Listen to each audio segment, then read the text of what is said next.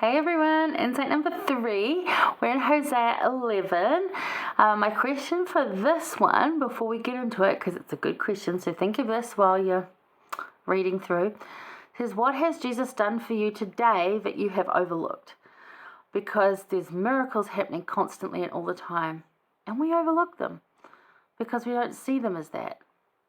And this comes up a lot when people say, oh, how do you hear him? They're like, I don't hear him. I don't see him in my life. And it's like, okay, you're not there yet. Don't panic. Keep trying. But ask yourself, what are you looking for?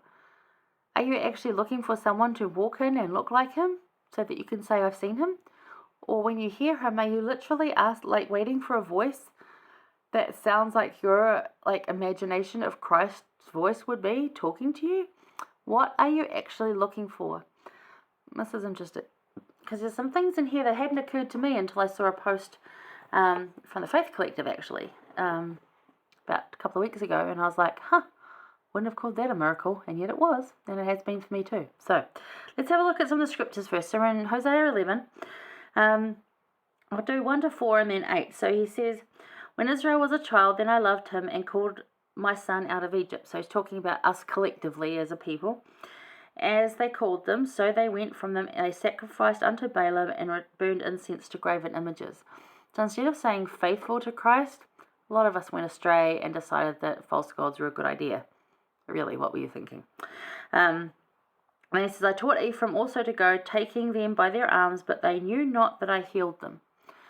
And that is so true. And this is what I'm talking about. Miracles that we don't recognize. We don't know what Christ did for us today that healed us. That thing that slowed us down, that we got angry at, could have been saving us from a major car accident. Could have meant that, the amount of times I've been late for something, and yet there's a reason. And not always do I know what it is, but often it is because I'll run into someone I haven't seen in a couple of years and it's a joyous reunion. Or I'll get to the supermarket right as they're putting out the reduced meat clearance, yay.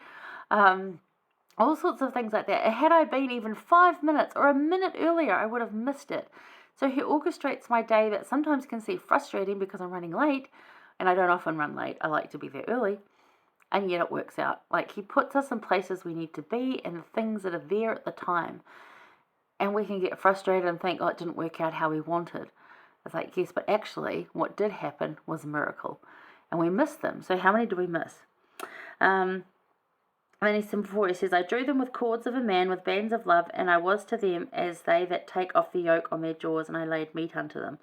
Which can sound like a lot of what now?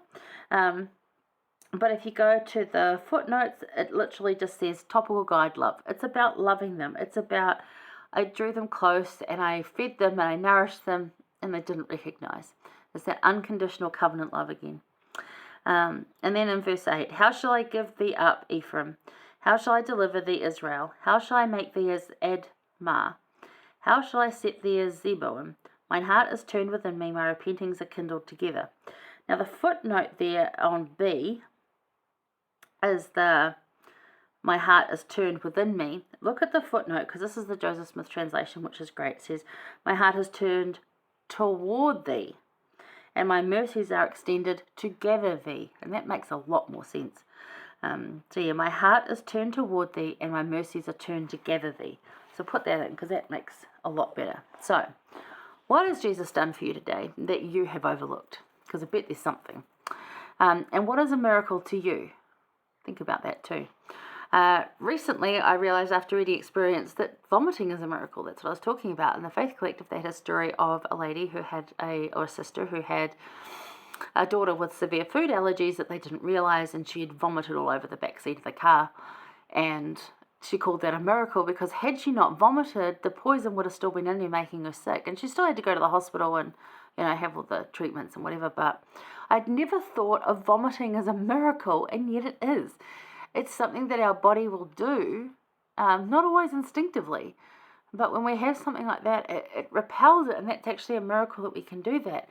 Now, I've had experience with that in that, in my past years, I drank too much and I threw up, but it saved my life. I'm still here because I threw up. And you think, well, oh, what a gross miracle, but it's still a miracle. So what is a miracle to you? Vomiting's a miracle.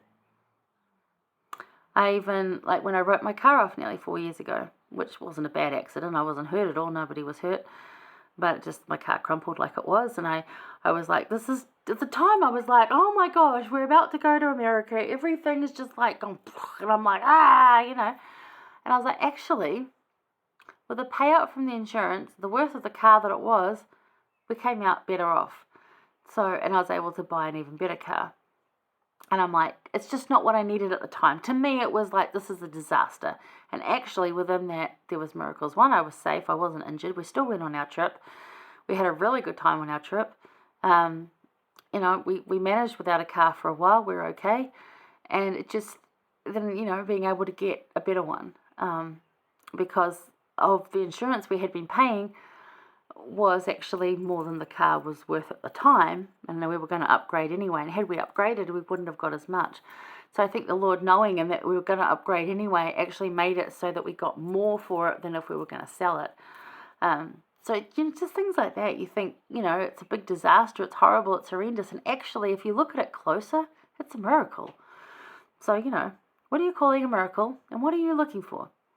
In verses 1 to 4, Christ reminds us that we have history. We belong with him. We've known him a long time. And that he will never leave us, even if we leave him. And verse 8, footnote, he cannot give us up. He just can't. His heart is turned toward us, and his mercies are extended to gather us. Any fierceness or anger we feel, like in verse 9, that's our perception. He doesn't get angry at us. He'll get angry at the situation sometimes, and he might need to humble some people in a harsh way. But the basis of that always is love, and it's not an abusive love. He's more about mercy and kindness and grace than he is about anger. The amount of times you see him extend kindness and grace way out like numbers.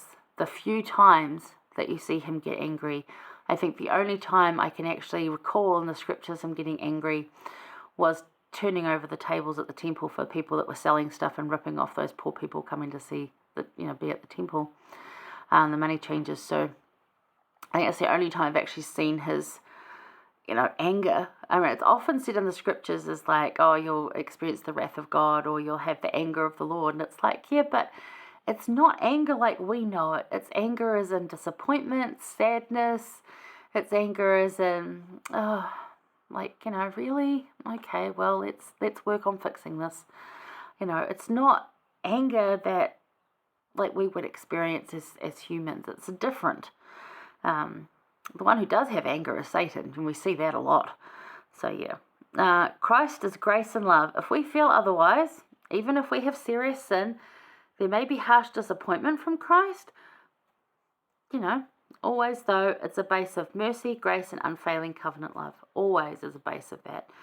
And he never says that he's doing it, like I'm doing this because I love you while he's punishing you. He doesn't do that. That's the whole human icky thing. Christ will never do that. Christ will just be like, I'm sorry you're feeling that way. Let's make it better. So yeah, if you are feeling that there is anger at you from God, you can be angry at him. He's not going to get angry at you back. If you're feeling that, it's probably not coming from God. Like, really look at where that's coming from. That's my just little spiel there. Marjorie Hinckley, President Hinckley's wife, she said, it is a quiet multitude of little miracles that make life sweet. And isn't that the truth? It's all those little miracles every day that add up that make life sweet. So think about, what has Jesus done for you today that you have overlooked? Because I can guarantee there's something in there that he's done for you today that you overlooked and thought of it as an everyday mundane thing, and actually it was mercies from him. Have a look. All right, hang around. We're going to go into Joel. I'll see you there.